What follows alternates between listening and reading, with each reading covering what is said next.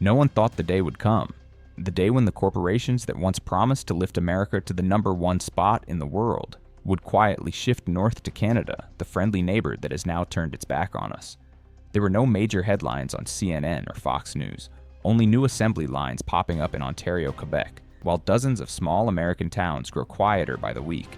An abandoned Walmart store, Tesla and General Motors assembly plants in Texas slowly shutting down, and then hundreds of towns could turn into ghost towns, where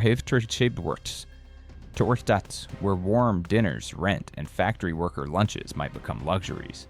What is causing the corporate giants to turn their backs on America, and could you be among the first to suffer the consequences? Let's explore the top 5 shocking corporations choosing Canada over the US. What's happening? And note that this information is compiled from statistics not intended to defame any organization or individual. Number 1. Tesla. The name topping today's list is one that for many years Americans believed this is the company that will take America to Mars, then bring us back down to Earth in electric cars. None other than Tesla, and the bitter truth is the tech icon that millions proudly called ours, is now silently retreating from the very place that created it. In the first week of June 2025, a major upheaval occurred quietly. It was a political divorce between the most powerful man in the world and the richest man in the world. No more handshakes. Instead, subtle but icy social media critiques. Brief policy statements from the president's office hinting at reconsidering incentives for companies no longer committed to US-based manufacturing, and then the markets responded faster than the media. According to market trackers like CNBC and Bloomberg, Tesla stock dropped more than 14% in just 2 days, wiping out around $150 billion in market cap. Some policy analysts say federal contracts for EV purchases, including vehicles for government agencies, are under review. The federal EV subsidy package may also temporarily exclude vehicles assembled outside the US, but for the thousands who stake their lives on Tesla, the worst part isn't the numbers, it's the feeling of being left behind on the tracks. Because if you've ever lived in Fremont, California, where the first Tesla factory transformed a region once closed due to old industry, you'd understand. Or if you're a resident of Reno, Nevada, where Tesla brought hope to thousands after the housing crisis, you'd see clearly. And if you live in Austin, Texas, where the state government reorganized infrastructure just to welcome Tesla, you'd feel the disappointment. Tesla was once seen as the new American dream. No need for Ivy League. No need for a Silicon Valley address.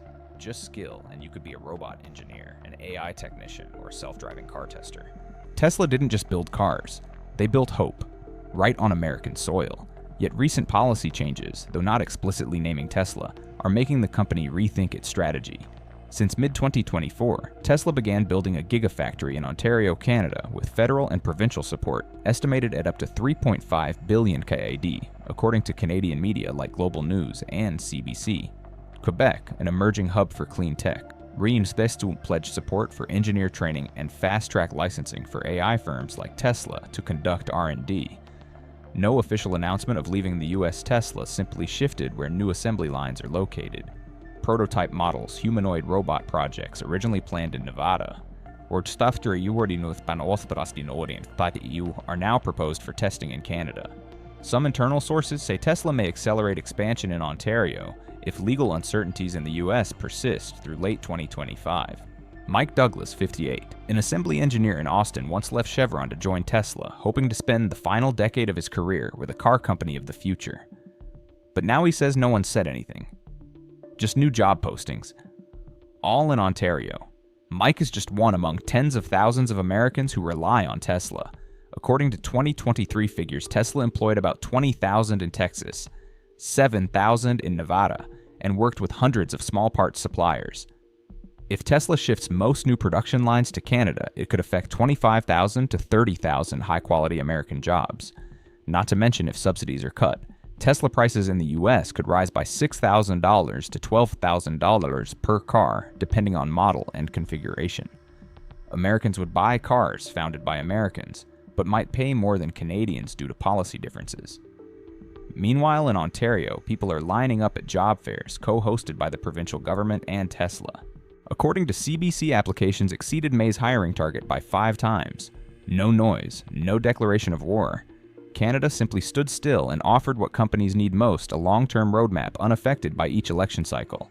Tesla hasn't said it's leaving America, but anyone who stood on a train platform and watched the train change tracks knows not every train turns back. And if Tesla, once viewed as the rebirth of American industry, can leave, then who's next? It could be Apple. As the very apples made in China and India are now under pressure and their manufacturing future is shifting direction. Number 2. Apple. You didn't have to be a tech fan to believe if you were American. You'd be the first to hold the latest iPhone. The phrase designed by Apple in California wasn't just a slogan, it was a symbol. A symbol that America is the birthplace of creativity, the global tech leader, and that Americans deserve to be first to experience it. Just a few years ago, owning a new iPhone in the US wasn't just easy. It was cheaper than in many other countries. Most models were sold in the US first, with list prices at least 10 to 15% lower than in Europe, Japan, or Canada, not to mention various installment and carrier subsidy programs. Some experts even called it the American consumer privilege, but that privilege may be fading. Since mid-2024, Apple has accelerated investment into an R&D hub in Toronto, Canada. According to job postings and local reports, this location is now becoming the testing ground for internal AI chips, Vision OS, for AR/VR headsets, and next-gen iPhone software.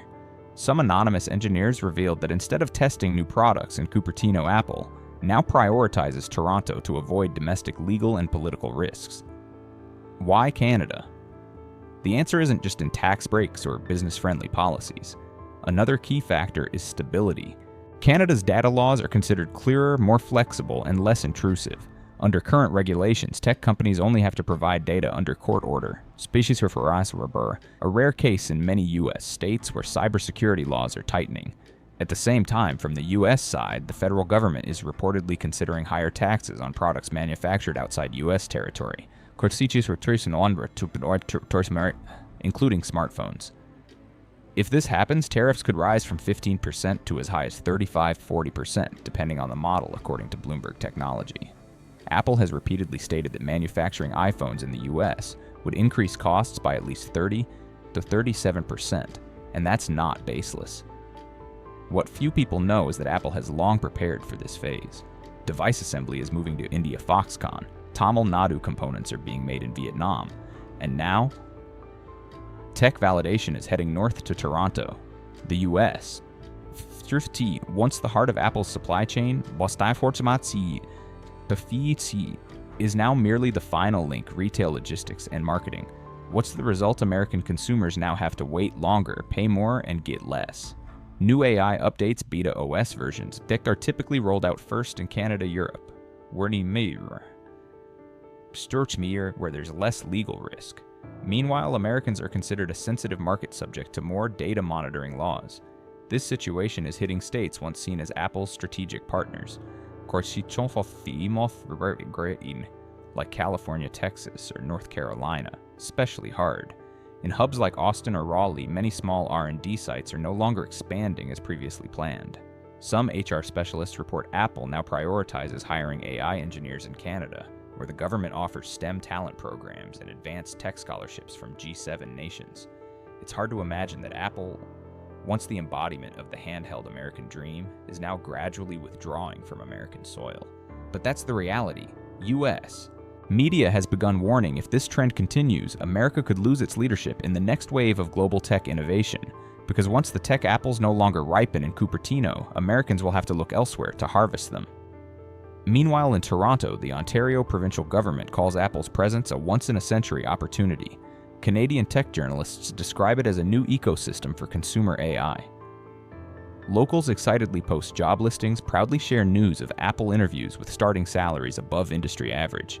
Canada doesn't force anyone. They simply create an environment where big corporations want to come. And in this time of volatility, sometimes not making things harder is the most attractive strategy. If Americans were once the ones planting the seeds for the tech apple orchard, perhaps now they're left standing outside the fence, waiting to see which fruit falls their way. Number 3. Walmart. You might think only tech giants are the first to react when US policy becomes unstable. But sometimes what hurts more is when a very familiar name does. Walmart, a name intertwined with the daily life of tens of millions of Americans, is quietly shifting its priorities away from the country it once called home. You might know Walmart as a massive supermarket chain, but to millions of Americans, especially in small towns, Walmart is also a pharmacy, an ATM, a bakery, a place for free blood pressure checks. A soft, light, warm enough, close enough, cheap enough. For a long time, Walmart didn't just sell goods, it sold peace of mind, and yet now that light is quietly dimming. From 2023 to mid-2025, Walmart has closed more than 60 stores across the United States. Notably, most of them weren't in high-income neighborhoods, but in the most vulnerable communities from Arkansas and Mississippi to the south side of Chicago. In Chicago alone, 4 Walmart neighborhood market stores shut down within 12 months, according to local reports. Residents there didn't just lose a place to buy cheap groceries. They lost a mini health clinic, a Medicare prescription counter, and sometimes the last remaining spot for social connection.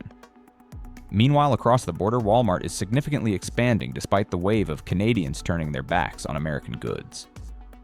Since early 2024, the corporation has invested over $1.4 billion into distribution centers in Ontario, Alberta, and Quebec. These cities, with modern national rail systems, stable seaports, and a theft rate 62% lower than in the US, according to the Retail Council of Canada, have become ideal destinations for logistics and e-commerce expansion. The reason for this shift, according to an anonymous logistics director at Walmart Canada, speaking to Global News, is, "The Canadian market offers us stability. The US no longer feels predictable. It's not about taxes. It's about soaring real estate costs, ever-changing labor laws, community support policies that shift after every election, and especially the uncontrollable theft rates at US Walmart stores," according to a mid-2023 report released by Walmart itself. However, for consumers, especially people like Ms. Jean67, who lives in Lee County, Alabama, the issue isn't about data. It's about the 32-mile bus ride she now has to take every time she wants to buy eye drops. Before, every Friday she went to Walmart not just for groceries. She chatted with the pharmacy staff, got her blood pressure checked for free, sometimes saw her granddaughter from the nearby high school. "I don't need Amazon Prime. I just need a place to buy soup and have a little chat. Walmart used to be family. Now they've moved out." Ms. Jean's story is representative of millions living in what are now called service deserts. When Walmart pulls out, no other store is strong enough to replace it. Small pharmacies died out long ago. Target doesn't go there. Local convenience stores can't survive with too few customers and high operating costs. The result? An infrastructure vacuum, no fresh food, no prescription medication, no basic services, leaving residents feeling abandoned in a city gone dark. Many analysts call Walmart the soft infrastructure of America. Not official, not written into law, but just as influential as gas stations or post offices. And when that infrastructure retreats, community life fractures along with it. Over the past decade, Walmart was the unofficial symbol of the American working class. A place where you could buy the world with a $5 bill. Where a single mother could buy for her 3 kids and still have money left to pay the electric bill. After the 2008 crisis, Walmart was a lifeline for millions who lost their jobs. Not flashy, not upscale, but practical, vast, and cheap enough that people felt served. But what caused that symbol to change? Partly its technology. Walmart is pushing hard into e-commerce and Canada with transparent cross-border trade policies. Synchronized logistics, infrastructure, and a younger immigrant population has become a more attractive market. Another part is the changing environment at Walmart's homeland surprise state tax hikes, rapidly shifting subsidies and store security costs that now outweigh profits. Major cities like New York, Portland, and San Francisco have all seen significant increases in petty theft and store vandalism, prompting many retail corporations to consider retreating from urban centers to cut losses. Meanwhile, in Mississauga and Brampton, Canadians are lining up to take jobs at Walmart's new distribution centers. In the wave of rejection toward American goods, Canadians once thought Walmart belonged only to the neighbor they chose to walk away from. Not anymore. Now it belongs to whoever creates the better environment. And if Walmart, the brand that once represented American common values, can leave, who's to say that other global corporations never as emotionally tied will stay? Because the next name on this list once vowed never to leave America. But now they're quietly fragmenting operations, shifting manufacturing to a neighboring country, and letting Americans wait for shipments from across the northern border. And that company, none other than General Motors. Number 4. General Motors. In 20th century America, the auto industry was not just an industry, it was a culture, a belief, a dream. It created not just wheeled machines, but generations of workers with pride. And for decades, General Motors was the soul of that dream. There was a time when people in Lansing, Michigan, or Fort Wayne, Indiana, didn't need to go to college to live a stable life. They worked at GM 8 hours a day, steady pay health insurance, pension contributions. Before turning 30, they could buy a home drive, a brand new Chevrolet. GM was the ideal model of the American middle class. No need to compete, just work hard and stay loyal. In those cities, GM was more than a company. It was an ecosystem, a vocational school partner, an internal clinic, a shuttle bus for morning shifts where elementary school kids excitedly waited for their dad to finish work so they could ride home in the car he once installed the engine in. People called Flint Lansing Warren the city's GM built, but nothing lasts forever. James Holloway, 62, living in Lansing, used to be a parts warehouse manager at a GM plant. My father worked here since 1964. I started in 1982. My life, my child, the house I'm living in, all came from GM. But then, last year I got laid off. He says it slowly. Not angry, just out of breath, like someone who believed in something for a long time and is now learning to let go. GM's exit wasn't a loud shutdown. It happened silently.